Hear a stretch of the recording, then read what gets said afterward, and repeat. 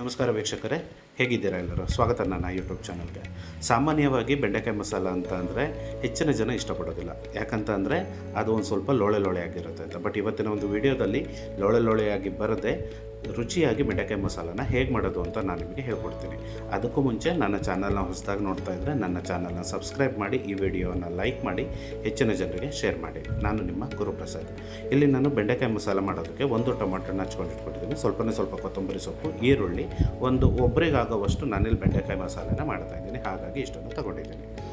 So ಇಲ್ಲಿ ಮೊದಲಿಗೆ ಒಂದು ಬಾಣಲಿ ಇಟ್ಬಿಟ್ಟು ಅದಕ್ಕೊಂದು 3 ಸ್ಪೂನ್ ಎಣ್ಣೆನ ಹಾಕ್ಕೊಂಡು ಅದರ ಒಳಗಡೆ ಬೆಂಡೆಕಾಯಿ ಮತ್ತು ಈರುಳ್ಳಿ ಇವೆರಡನ್ನೂ ಹಾಕ್ಕೊಂಡು ಎಣ್ಣೆ ಜೊತೆ ಹುರಿಯೋದ್ರಿಂದ ಬೆಂಡೆಕಾಯಲ್ಲಿರುವಂಥ ಲೋಳೆ ಅಂಶ ಕಂಪ್ಲೀಟಾಗಿ ಹೋಗುತ್ತೆ. ಒಂದು 2-3 ನಿಮಿಷ ಅದನ್ನು ಚೆನ್ನಾಗಿ ಹುರ್ಕೊಬೇಕು. ಈ ರೀತಿ ಮಾಡಿಕೊಂಡ್ರೆ ಬೆಂಡೆಕಾಯಿ ಮಸಾಲದಲ್ಲಿ ಯಾವುದೇ ಕಾರಣಕ್ಕೂ ನಿಮಗೆ ಆ ಲೋಳೆಯಾದ ಅಂಶ ಬರೋದಿಲ್ಲ. ಹೀಗೆ ನಾನು ಹೇಳ್ಕೊಡೋ ರೀತಿಯಲ್ಲೇ ನೀವು ಮಾಡಬೇಕು. ನೋಡಿ, ಇದಾದಮೇಲೆ ನಾನು 2-3 ನಿಮಿಷ ಹುರಿದ್ಮೇಲೆ ಅದನ್ನು ಬೇರೆ ಮಾಡಲಿಕ್ಕೆ ತೆಗೆದಿಟ್ಕೊಳ್ತೇನೆ. ಇವಾಗ ಬೆಂಡೆಕಾಯಿ ಮಸಾಲ ಮಾಡೋದಕ್ಕೆ ಒಂದು ಟೊಮೊಟೊ ಪೇಸ್ಟ್ನ ನಾವಿಲ್ಲೇ ರೆಡಿ ಮಾಡ್ಕೊಬೇಕು. ನಾನು ಒಂದು ಟೊಮೊಟೊ ಪೇಸ್ಟ್ನ ಮಿಕ್ಸಿ ಜಾರ್ಗೆ ಹಾಕ್ಕೊಂಡು ಅದನ್ನು ರುಬ್ಕೊಂಡು ಈ ರೀತಿ ಪೇಸ್ಟ್ ಮಾಡಿ ಇಟ್ಕೊಂಡಿದ್ದೀನಿ. ಈಗ ಅದೇ ಬಾಣಲಿಗೆ 1-2 ಸ್ಪೂನ್ ಎಣ್ಣೆಯನ್ನು ಹಾಕ್ಕೊಂಡು ಈರುಳ್ಳಿನ ಹಾಕ್ಕೊಂಡು ನೀವಲ್ಲಿ ಈರುಳ್ಳಿನ ಎಣ್ಣೆಯಲ್ಲಿ ಚೆನ್ನಾಗಿ ಬಾಡಿಸ್ಕೊಬೇಕು. ನಾನಿಲ್ಲಿ ಒಂದು ಅರ್ಧ ಈರುಳ್ಳಿ ಯೂಸ್ ಮಾಡ್ಕೊಂಡಿದ್ದೀನಿ, ಒಬ್ಬರಿಗೋಸ್ಕರ ಮಾಡ್ಕೊಳ್ಳೋದ್ರಿಂದ. ಈಗ ಅದೇ ಒಗ್ಗರಣೆಗೆ ನಾನು ಅಲ್ಲಿ ರುಬ್ಬಿಟ್ಕೊಂಡಿರುವಂಥ ಟೊಮೊಟೊ ಒಂದು ಪೇಸ್ಟ್ನ ನಾನು ಅದಕ್ಕೆ ಆ್ಯಡ್ ಮಾಡ್ಕೊತಾ ಇದ್ದೀನಿ. ಇವೆರಡೂ ಕೂಡ ಕ್ಲೀನಾಗಿ ಆ ಟೊಮೊಟೊದು ಗ್ರೇವಿ ಏನು ಫುಲ್ ಮೆಲ್ಟ್ ಆಗೋ ಥರ ಅದನ್ನು ಒಂದು ಸ್ವಲ್ಪ ಬಾಡಿಸ್ಕೊಳ್ಳಿ. ನೋಡಿ, ಈ ರೀತಿ ಬಾಡಿಸ್ಕೊಂಡಾದ್ಮೇಲೆ 1/4 ಚಮಚದಷ್ಟು ಅರಿಶಿನ ಪುಡಿನ ಆ್ಯಡ್ ಮಾಡ್ಕೊತಾ ಇದ್ದೀನಿ ನಾನಿಲ್ಲಿ. ಇವಾಗ ಅದಕ್ಕೆ ನಾನಿಲ್ಲಿ 2 ಸ್ಪೂನಷ್ಟು ಧನಿಯಾ ಪೌಡ್ರನ್ನ ಹಾಕ್ಕೊತಾ ಇದ್ದೀನಿ, ಸಣ್ಣ ಸ್ಪೂನಲ್ಲಿ. ಹಾಗೆ ಅದಕ್ಕೆ ನಾನಿಲ್ಲಿ 2 ಸ್ಪೂನ್ ಅಚ್ಚ ಖಾರದ ಪುಡಿಯನ್ನು ಹಾಕ್ಕೊತಾ ಇದ್ದೀನಿ.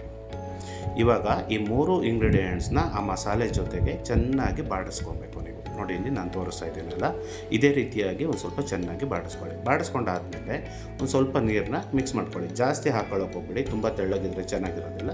ಸ್ವಲ್ಪ ನೀರನ್ನ ಹಾಕ್ಕೊಂಡು ಅದನ್ನು ಒಂದು ಕುದಿ ಬರೋ ತನಕನೂ ಕೂಡ ಅದನ್ನು ನೀವು ಬಾಡಿಸ್ಕೊಬೇಕು. ಇದಾದಮೇಲೆ ಒಂದು ಅರ್ಧ ಟೀ ಸ್ಪೂನ್ ಆಗುವಷ್ಟು ನಾನು ಗರಂ ಮಸಾಲನ ಆ್ಯಡ್ ಮಾಡಿ ರುಚಿಗೆ ತಕ್ಕಷ್ಟು ಉಪ್ಪನ್ನು ಇಲ್ಲಿ ನಾನು ಹಾಕ್ಕೊಳ್ತಾ ಇದ್ದೇನೆ.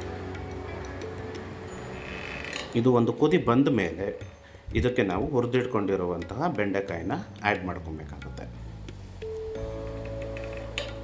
ಇದನ್ನು ಅಷ್ಟೇ ನೀವೊಂದು 3-4 ನಿಮಿಷಗಳ ಕಾಲ ಟೈಮು ಆ ಗ್ರೇವಿ ಒಂದು ಸ್ವಲ್ಪ ಥಿಕ್ನೆಸ್ ಬರೋ ತನಕ ಅದನ್ನು ಚೆನ್ನಾಗಿ ಕಾಯಿಸ್ಕೊಳ್ಳಿ.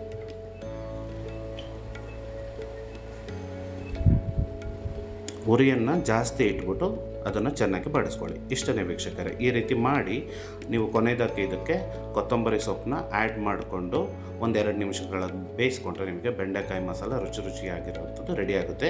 ನೀವು ಇದಕ್ಕೆ ಇನ್ನೂ ಟೇಸ್ಟ್ ಬೇಕು ಅಂತ ಅಂದರೆ ಗೋಡಂಬಿ ಒಂದು 4-5 ಗೋಡಂಬಿನ ನೆನೆಸಿ ಅದನ್ನು ಪೇಸ್ಟ್ ಮಾಡಿ ಇದಕ್ಕೆ ಆ್ಯಡ್ ಮಾಡ್ಕೊಳ್ಳಿ.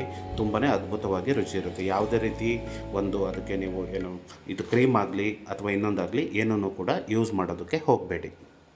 ಇಷ್ಟನೇ ವೀಕ್ಷಕರೇ, ಕೇವಲ 5 ನಿಮಿಷದಲ್ಲಿ ಒಂದು ಫಟಾಫಟ್ ರುಚಿಯಾದ ಬೆಂಡೆಕಾಯಿ ಮಸಾಲ ರೆಡಿಯಾಗಿರುತ್ತೆ. ನೀವು ಮಾಡಿ ನೋಡಿ. ಇಷ್ಟ ಆದರೆ ನನ್ನ ವಿಡಿಯೋನ ಲೈಕ್ ಮಾಡಿ, ಕಮೆಂಟ್ ಮಾಡಿ. ಧನ್ಯವಾದಗಳು.